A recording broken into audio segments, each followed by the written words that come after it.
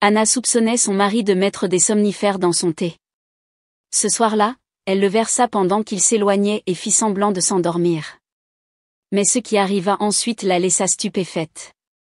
L'histoire que je vais raconter est basée sur la fiction et ne reflète pas des faits réels. Bonne écoute. Le cœur d'Anna s'emballa lorsqu'un soupçon glaçant prit racine en elle. Son mari adultérait son thé de l'après-midi avec quelque chose pour la faire dormir. Déterminée à découvrir la vérité, elle attendit qu'il se retourne puis versa le thé dans l'évier, ses mains tremblant sous le poids de ses doutes. Ce soir-là, elle fit semblant de dormir, ses sens aiguisés, attendant la suite. Ce dont elle fut témoin fit voler son monde en éclats, la laissant chancelante d'incrédulité. Avant de nous plonger dans cette histoire troublante, veuillez partager dans les commentaires depuis quel pays vous regardez cette vidéo.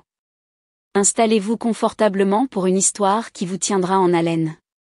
Anna se sentait comme une coquille vide de ce qu'elle était autrefois, sa vitalité drainée comme si une force invisible l'avait vidée. Il y a à peine 6 mois, sa vie à Berlin avait été une mosaïque vibrante d'ambition et de joie. Sa carrière d'analyste financière dans une prestigieuse entreprise l'avait remplie de fierté, son esprit vif naviguant avec aisance dans des données complexes. Mais maintenant, ses journées étaient un effort ardu, chaque tâche un obstacle insurmontable. Les feuilles de calcul se brouillaient en tâches incompréhensibles, sa concentration, autrefois aiguisée, se dissolvant dans un brouillard. Elle commença à commettre des erreurs, de petites omissions au début, puis des erreurs flagrantes qui provoquaient les froncements de sourcils de ses collègues. Chaque faux pas rongeait sa confiance, son estomac se tordant à l'idée d'être convoquée dans le bureau de son patron. Elle pouvait déjà imaginer le regard sévère de Herr Schmidt, sa voix chargée de déception alors qu'il remettait en question sa compétence. Les soirées à la maison n'offraient aucun refuge. Dès qu'elle entrait dans son appartement confortable, avec ses parquets chauds et la douce lumière des lampes, une vague étouffante d'apathie l'enveloppait.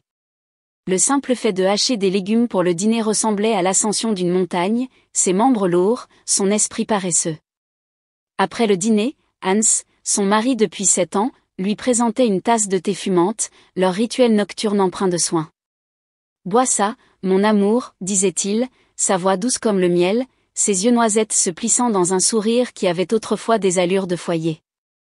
Tu travailles jusqu'à l'épuisement. Ça t'aidera à te détendre. » Anna ne pouvait nier la vérité de ses paroles, elle était au bord de l'effondrement. Mais il y avait quelque chose d'inquiétant dans ce thé, un courant sous-jacent qu'elle ne pouvait ignorer. Chaque nuit, après l'avoir siroté, une marée de somnolence la submergeait, l'entraînant dans un sommeil profond, presque contre nature. Elle chancelait jusqu'à sa chambre, la vision floue, et s'effondrait sur le lit, sombrant dans un vide sans rêve où le temps semblait s'évanouir. Si ce n'était que du sommeil, elle aurait pu l'attribuer au stress, mais ses nuits étaient hantées de rêves fragmentés et troublants, des silhouettes sombres rôdant dans les coins, des voix étouffées murmurant des secrets qu'elle ne pouvait comprendre, et une appréhension généralisée qui s'accrochait à elle comme une brume humide. Elle se réveillait chaque matin se sentant brisée, la tête lancinante comme si elle avait été droguée, une sensation persistante que quelque chose de vital s'était évanoui pendant la nuit. Les symptômes devinrent plus étranges, plus insidieux. Au-delà de la fatigue jusqu'aux os, un brouillard mental obscurcissait ses pensées, la rendant dispersée et oublieuse. Elle perdit ses clés, oublia ses listes de courses et manqua des échéances critiques. Un après-midi humiliant, elle se figea lors d'une réunion, incapable de se souvenir du nom de Klaus, un collègue avec qui elle avait travaillé pendant près d'une décennie. Son regard perplexe la brûla, et elle marmonna une excuse, les joues rouges, tandis qu'elle fuyait aux toilettes pour se reprendre. Hans, toujours le mari dévoué, semblait curieusement distant de son état de délabrement. Ou peut-être choisissait-il de l'ignorer.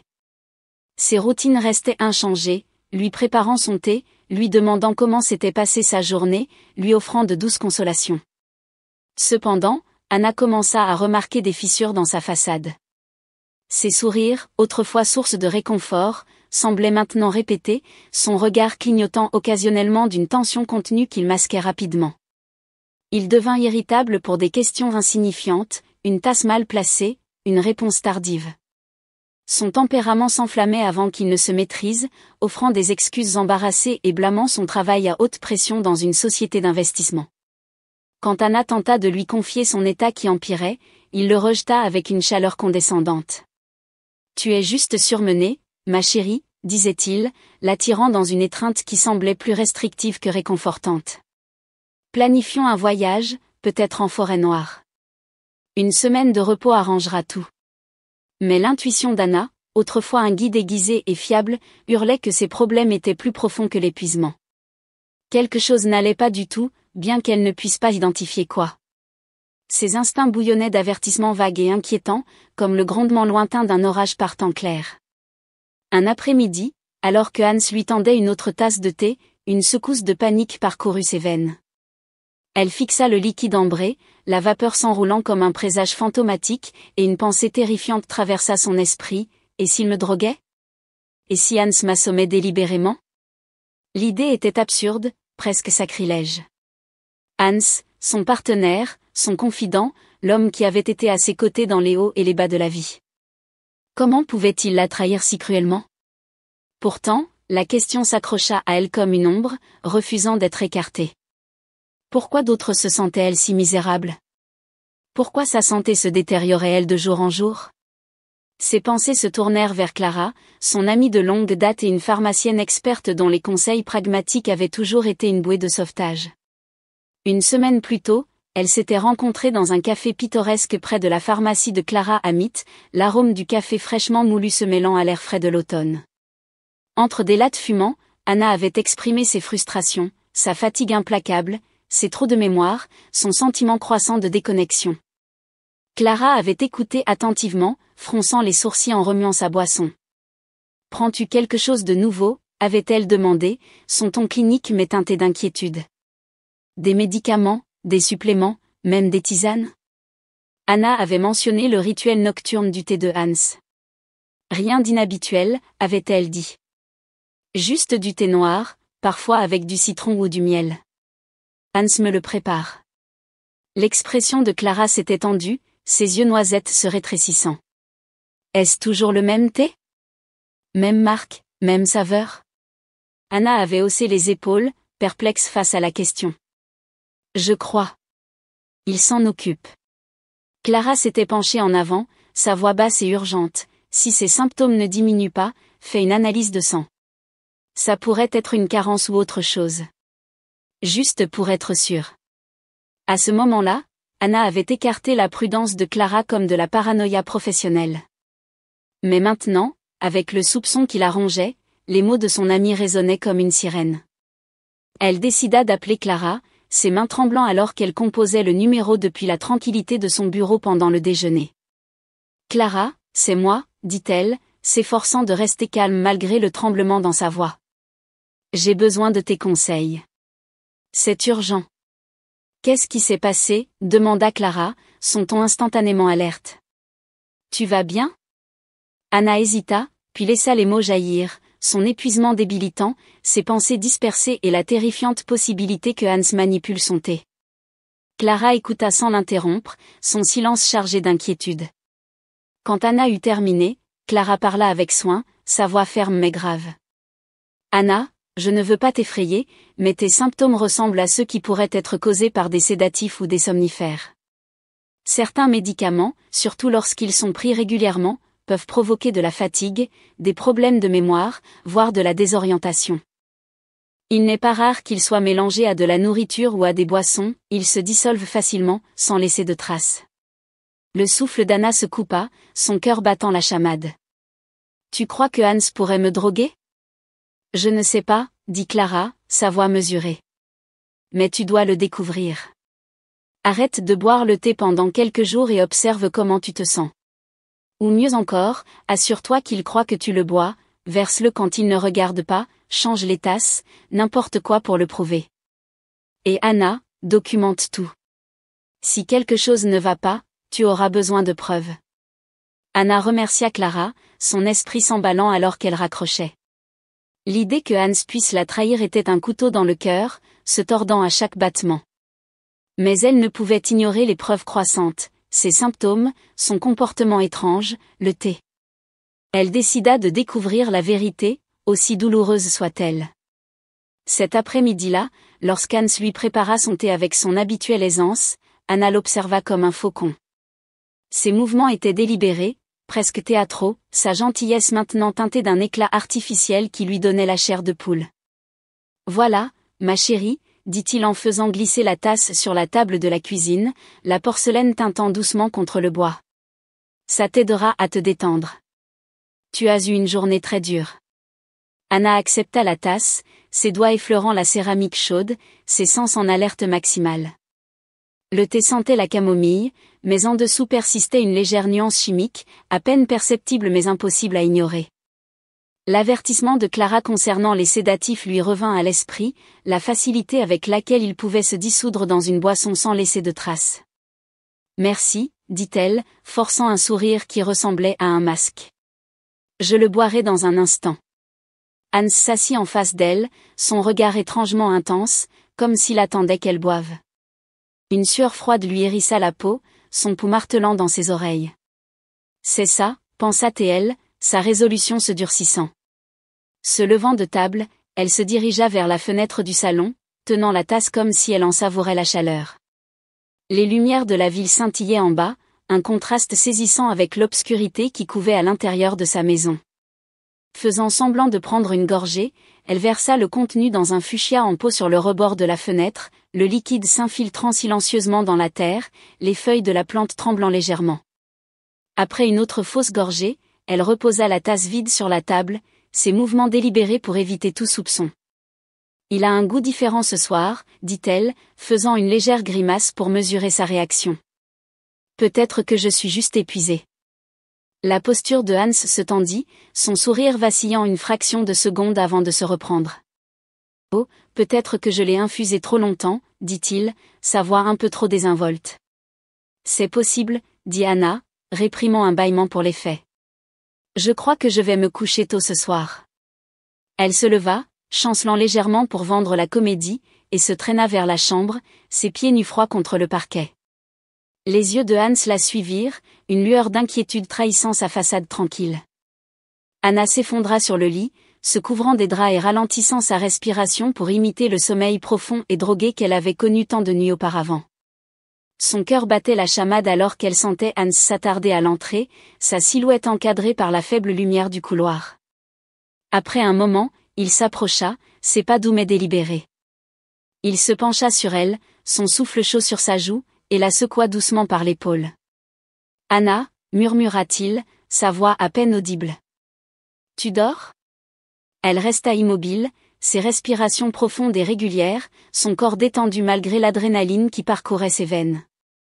Satisfait, Hans se retira, fermant doucement la porte derrière lui. Anna resta immobile, ses oreilles attentives au moindre son. Elle entendit le léger craquement des meubles, le bruissement de papier, puis un silence prolongé qui lui mit les nerfs à vif. Après plusieurs minutes angoissantes, sur qu'il était occupé, elle se glissa hors du lit, ses pieds nus froids contre le sol. Se traînant vers le salon, elle jeta un coup d'œil au coin, retenant son souffle. Anne s'était assis devant son ordinateur portable, la lueur bleue de l'écran projetant des ombres dures sur son visage, éclairant les lignes de tension gravées sur ses traits. Il tapait furieusement, parcourant ses fichiers, ses emails, ses relevés bancaires, ses documents personnels. Le sang d'Anna se glaça alors qu'elle le regardait copier des fichiers sur une clé USB, prendre des photos de documents confidentiels avec son téléphone et en imprimer d'autres, les rangeant dans une élégante mallette en cuir. Ses mouvements étaient rapides, entraînés, comme si ce n'était pas sa première violation de sa confiance. Il accéda à ses services bancaires en ligne, naviguant avec une familiarité qui lui retourna l'estomac. Elle le vit photographier son passeport, ses déclarations d'impôts, même une ébauche de son testament. Lorsqu'il imprima une demande de prêt à son nom, ses genoux faillirent céder. Ce n'était pas seulement de la trahison, c'était un démantèlement calculé et méthodique de sa vie. Ses pires craintes se cristallisèrent, Hans ne cachait pas seulement quelque chose, il orchestrait un plan sinistre, pillant sa vie pendant qu'elle dormait. Mais pourquoi? Était-ce l'argent, la cupidité, un désir d'échapper à leur vie ensemble? Elle mémorisa chaque détail, les noms des fichiers qu'il copia, les documents qu'il photographia, la mallette qu'il cacha dans son attaché-caisse. Quand il eut terminé, il balaya la pièce du regard, ses yeux se déplaçant nerveusement comme s'il sentait sa présence. Puis il se glissa de nouveau vers la chambre, ses pas prudents. Anna plongea sous les draps, reprenant son faux sommeil, son cœur battant si fort qu'elle craignit qu'il ne l'entende. Elle sentit qu'il planait au-dessus d'elle, sa main effleurant ses cheveux alors qu'il murmurait « Dors bien, mon amour. Tout est sous contrôle. » Les mots, autrefois tendres, dégoulinaient maintenant de menaces, envoyant un frisson de répulsion le long de sa colonne vertébrale. Anna attendit que les ronflements de Hans résonnent depuis le canapé du salon, le léger bourdonnement de la télévision masquant ses mouvements. Elle resta éveillée, son esprit s'emballant, reconstituant les fragments de sa trahison. Le lendemain matin, après son départ au travail, elle appela Clara depuis la sécurité de son bureau, sa voix brisée par l'urgence. « C'est vrai, dit-elle, luttant pour garder son sang-froid. Hans me trahit. Je l'ai vu hier soir, fouillant dans mon ordinateur portable, volant mes documents, accédant à mes comptes bancaires. Il essaie même de contracter un prêt à mon nom. » La voix de Clara fut ferme, coupant court à la panique d'Anna. « C'est grave, Anna. Tu dois agir maintenant. Prends un avocat, quelqu'un qui puisse te protéger. » « J'ai déjà contacté Friedrich Müller, dit Anna en agrippant son téléphone. « Je le rencontre aujourd'hui. »« J'arrive, dit Clara. Nous allons emballer tes affaires essentielles et te sortir de là. » Clara arriva en moins d'une heure, armée d'un sac de sport, de plusieurs boîtes et d'une détermination de fer. « Qu'est-ce que c'est que tout ça ?» demanda Anna, sa voix creuse alors qu'elle examinait les fournitures. « Tout ce dont tu auras besoin pour recommencer à zéro, dit Clara, son ton résolu. Passeport, acte de propriété, bijoux, argent liquide, tout ce que Hans pourrait exploiter. Nous ne lui laisserons pas le moindre avantage. » Elles travaillèrent rapidement, rassemblant les documents vitaux d'Anna, son passeport, son certificat de mariage, les actes de propriété de son appartement et de sa voiture. Elle emballa le collier de sa grand-mère, une délicate chaîne en or qui avait toujours eu l'air d'un talisman, et une petite réserve d'économie d'urgence cachée dans une boîte verrouillée. Clara fouilla le bureau d'Anna, s'assurant qu'aucun papier confidentiel ne restait. « Garde les originaux chez moi, » conseilla Clara en fermant la fermeture éclair du sac de sport. « J'ai un coffre-fort, il ne mettra pas la main dessus. » Anna acquiesça, s'accrochant au soutien indéfectible de Clara comme à une bouée de sauvetage. Avec ses affaires en sécurité, un fragile sentiment de contrôle commença à prendre racine, bien que le poids de la trahison de Hans lui pesât toujours sur la poitrine. Elles s'assirent un moment dans l'appartement silencieux, l'air chargé de craintes tacites. « Je n'arrive pas à croire que cela arrive, » murmura Anna, sa voix se brisant. « Je lui faisais confiance, Clara. Je l'aimais. » Clara prit sa main, sa prise ferme et rassurante. « Je sais. Mais tu es plus forte que ça. Nous allons surmonter ça ensemble. » Anna la serra fort dans ses bras, les larmes lui piquant les yeux. « Merci. Je ne sais pas comment je ferais ça sans toi. »« Tu n'as pas à le faire, » dit Clara, sa voix douce mais féroce. « Maintenant, allons au bureau de Friedrich. » Le trajet jusqu'au bureau de Friedrich Müller fut un flou. L'esprit d'Anna rejouait les révélations de la nuit précédente comme un cauchemar en boucle. Sa vie avait implosé, son mariage exposé comme une cruelle façade construite sur des mensonges. Le bureau de Friedrich, avec ses boiseries sombres, ses volumes juridiques reliés en cuir et un léger parfum de chêne poli, offrait un havre d'ordre au milieu de son chaos. « Anna, entrez, s'il vous plaît, » dit Friedrich, ses cheveux argentés et son regard perçant dégageant une autorité qui calma ses nerfs. Il désigna une chaise en cuir devant son imposant bureau. « Avez-vous examiné les documents que je vous ai envoyés ? » « Oui, » dit Anna, sa voix plus ferme qu'elle ne s'y attendait, bien que ses mains tremblassent sur ses genoux. « J'ai tout lu et je suis prête à aller de l'avant. »« Bien, » dit Friedrich, son ton calme mais impérieux. « Nous allons définir vos étapes. Premièrement, nous devons geler tous vos comptes bancaires et cartes pour empêcher tout accès non autorisé. J'ai préparé les formulaires nécessaires. » Il fit glisser une pile de papier sur son bureau, chaque page une étape vers la récupération de sa vie. Anna les signa, sa main tremblant à la réalisation qu'elle coupait les liens financiers avec l'homme en qui elle avait autrefois implicitement confiance.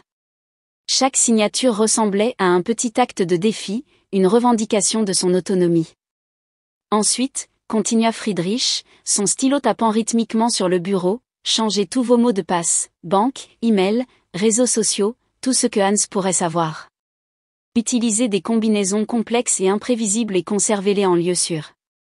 Anna acquiesça, mettant déjà à jour son gestionnaire de mots de passe sur son téléphone, ses doigts volant sur l'écran alors qu'elle remplaçait des mots de passe familiers par des chaînes aléatoires de caractères.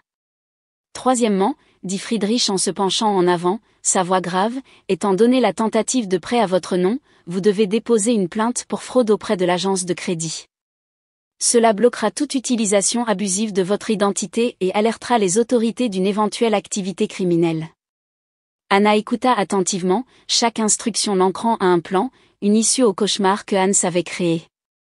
Finalement, dit Friedrich, ses yeux s'adoucissant légèrement, vous devez déménager temporairement. Rester chez une amie de confiance est le plus sûr, du moins jusqu'à ce que nous réglions cela. Je déménage chez Clara ce soir, dit Anna, sa voix ferme malgré l'agitation intérieure. Friedrich acquiesça d'un signe de tête approbateur. Sage décision. Je vous tiendrai informé au fur et à mesure de notre progression. Suivez ces étapes et essayez de garder votre sang-froid. Vous faites ce qu'il faut. En sortant de son bureau, Anna sentit une étincelle d'autonomisation s'allumer en elle. Elle avait gelé ses comptes, mis à jour ses mots de passe et signalé la fraude, chaque action une brique dans le mur qu'elle construisait pour se protéger. Cet après-midi-là, dans l'appartement confortable de Clara à Prenzlauer-Berg, avec ses meubles dépareillés et ses étagères débordant de livres, Anna sentit enfin une once de sécurité. Alors qu'elle défaisait ses affaires, son téléphone sonna. C'était Hans. Elle fixa l'écran, son pouce accélérant, avant de répondre. Allô ? Anna, pourquoi m'ignores-tu ? La voix de Hans était frénétique, teintée d'un désespoir qu'elle n'avait jamais entendu auparavant. J'ai appelé toute la journée. Que veux-tu ? Demanda-t-elle, son ton glacial, ses doigts serrant le téléphone avec force. Qu'est-ce qui se passe ? Exigea-t-il, sa voix s'élevant. Tu agis bizarrement. Où es-tu ? Je sais tout, Hans, dit Anna, sa voix coupant comme de l'acier à travers la ligne. Tes mensonges, tes plans. J'ai tout vu. Le silence s'étendit sur la ligne, lourd et oppressant. Puis, dans un murmure tremblant, il dit. De quoi parles-tu, Anna ? S'il te plaît. Ne joue pas l'innocent, cracha Anna, sa colère s'enflammant comme un feu de forêt. Je sais pour ta liaison, le prêt que tu as essayé de contracter à mon nom, les documents que tu as volés. Je sais que tu m'as drogué. Te droguer ? La voix de Hans se brisa, sa panique palpable. Anna, je ne te ferai jamais de mal. Je t'aime. L'amour ? Le rire d'Anna fut amer, mêlé de douleur et de trahison. C'est ça que tu appelles l'amour ? Tu m'as empoisonné, volé, tu as prévu de me ruiner. Je vais demander le divorce, Hans. Et je m'assurerai que tu paies pour ce que tu as fait. Elle mit fin à l'appel, ses mains tremblant mais sa résolution inébranlable, un feu s'allumant en elle. Plus tard dans la soirée, Friedrich lui envoya un email avec une bombe, des messages interceptés entre Hans et Lena, une collègue de son entreprise. La correspondance était effrontée, une fenêtre glaçante sur la duplicité de Hans. Elle détaillait leur plan pour vider les économies d'Anna, obtenir un prêt frauduleux et s'enfuir avec Lena vers une nouvelle vie en Espagne. Il se moquait d'Anna comme d'une naïve, un pion dans son jeu, tandis que Lena exigeait des récompenses luxueuses, une élégante voiture de sport, un pantouse au cœur de Madrid. Hans l'assura, bientôt, ma chérie, nous aurons tout. Anna est pratiquement à nous. Les mots brûlèrent le cœur d'Anna, la trahison et l'humiliation luttant en elle. Elle lut les messages encore et encore, chacun une blessure fraîche, jusqu'à ce que Clara lui retire doucement le téléphone des mains. Tu es plus forte que ça, murmura Clara, attirant Anna dans une forte étreinte. Tu vas surmonter ça. Tu le fais déjà. Anna enfouit son visage dans l'épaule de Clara, les larmes coulant sur ses joues alors qu'elle pleurait la vie qu'elle croyait avoir, l'amour qu'elle croyait réel. Mais sous la douleur, une lueur de soulagement s'installa. Elle connaissait maintenant la vérité, et la connaissance était le pouvoir. Au cours des semaines suivantes, Anna se consacra à la reconstruction de sa vie. Elle travailla sans relâche, obtenant une promotion qui restaura sa confiance et lui rappela sa propre force. Elle voyagea seule à Prague, déambulant dans ses rues pavées et dessinant dans des cafés tranquilles, redécouvrant son amour pour l'art. À Vienne, elle se perdit dans les musées, la grandeur du passé apaisant son âme blessée. Elle raviva des amitiés, organisant des dîners avec de vieux amis d'université, leur rire un baume pour son esprit. Hans s'estompa en un souvenir amer, un chapitre sombre qu'elle était déterminée à clore. Un frais jour d'automne, alors que les feuilles tourbillonnaient dans une rue animée de Berlin, Anna le vit. Hans se tenait devant un café, le visage émacié, la posture voûtée, une ombre de l'homme qu'elle avait autrefois aimé. Leurs regards se croisèrent, le sien rempli de regrets et d'une supplique silencieuse. Mais Anna continua de marcher, ses pas légers, la tête haute. Elle ne regarda pas en arrière. Devant elle se trouvait son avenir, incertain, mais à elle de le façonner, libre des chaînes de la trahison.